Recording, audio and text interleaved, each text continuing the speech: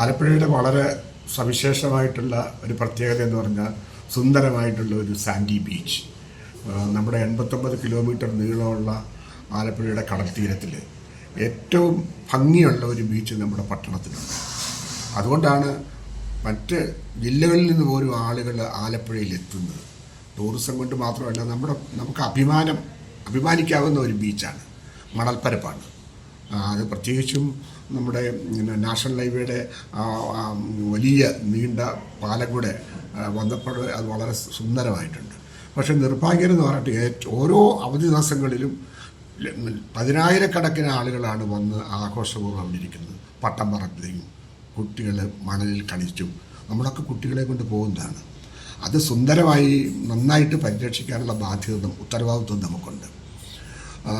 നമുക്ക് ശാസ്ത്രീയമായി പറഞ്ഞാൽ നമുക്കറിയാം, വേലിയിറക്കത്തിൻ്റെയും വേലിയേറ്റത്തിൻ്റെയും ഇടയ്ക്കുള്ള സ്ഥലത്തിന് നമ്മൾ ഇൻ്റർ ടൈഡൽ ഏരിയ എന്നാണ് പറയുക. ഇൻ്റർ ടൈഡൽ ഏരിയ.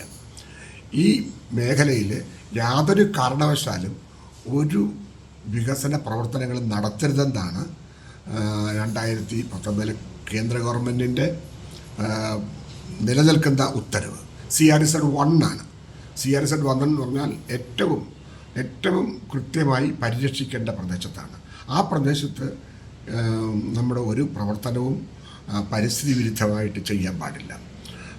നമ്മൾ സാൻഡി ഷോറാണെന്നറിയാം. മാലിന്യങ്ങൾ നമ്മൾ എത്രയോ കാലം നമ്മൾ വളരെ കഷ്ടപ്പെട്ടാണ് ആലപ്പുഴയുടെ കടൽത്തീരം സംരക്ഷിക്കാൻ വേണ്ടിയുള്ള പ്രവർത്തനങ്ങൾ വോളണ്ടറി ആക്ടിവിറ്റി വഴി, കാരണം പ്ലാസ്റ്റിക് പോലും ഇടാതെ കൃത്യമായിട്ട് പരിരക്ഷിക്കുന്നതാണ്. ആ സ്ഥലം എൻ്റർടൈൻമെൻറ്റൊക്കെ ആകാം, നമ്മളെ കടൽ സ്പോർട്സും മറ്റ് എൻ്റർടൈൻമെൻറ്റൊക്കെ ആകാം. പക്ഷേ അത് കൃത്യമായി പരിരക്ഷിക്കാൻ നമ്മൾ കഴിയണം. നമുക്ക് ആ ആറ്റുകാൽ പൊങ്കാലയൊക്കെ നമുക്കറിയാം. പൊങ്കാല കഴിഞ്ഞ് 10,000-കണക്കിന് ലക്ഷക്കണക്കിന് ആളുകൾ വന്നു പോയാലും നമ്മുടെ സർക്കാരുകൾ കൃത്യമായിട്ടാണ് 24 മണിക്കൂർ കൊണ്ട് ആ സ്ഥലം അങ്ങനെ ഒരു സംഭവം നടന്നെന്നറിയാത്ത രീതിയിൽ വൃത്തിയാക്കുന്നതാണ്. പക്ഷേ ഇത് നമ്മൾ സങ്കടകരമായിരിക്കുന്നു. ഞാനവിടെ പോയി കണ്ടതാണ്.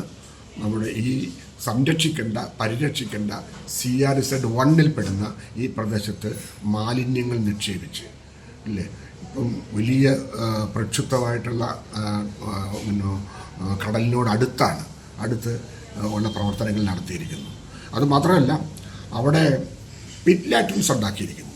പിറ്റ് ലാട്രിൻസ് എന്ന് പറഞ്ഞാൽ കുഴിക്കക്കൂസ് നിർമ്മിച്ച് ആ വെള്ളം മണൽപ്പരപ്പിൽ കുഴിക്കക്കൂസ് നിർമ്മിച്ചാൽ നമുക്കറിയാമല്ലോ, അടുത്തുനിന്ന് പമ്പ് ചെയ്ത് കഴിഞ്ഞാൽ ആ മാലിന്യം മുഴുവൻ ഈ പമ്പിങ് സ്ഥലത്തോട്ട് എത്തും. ആ വെള്ളമാണ് ഉപയോഗിച്ചതെങ്കിൽ നമ്മുടെ പട്ടണവാസികളെ, നമ്മുടെ കുട്ടികളെ ഒക്കെ ഗുരുതരമായിട്ടുള്ള ആരോഗ്യ പ്രതിസന്ധിയിലേക്കാണ് എത്തിച്ചിട്ടുള്ളത്. ഏതായാലും ഇത്തരത്തിലുള്ള നടപടികൾ ഉണ്ടാകാൻ പാടില്ല. ശക്തമായിട്ട് ഉള്ള നടപടികൾ സ്വീകരിക്കണം. കാരണം ഭാവിയിലെങ്കിലും ഈ മേഖലയിൽ ഇത്തരത്തിലുള്ള ഇടപെടലുകൾ ഉണ്ടാകാതിരിക്കാൻ ശ്രദ്ധിക്കണം.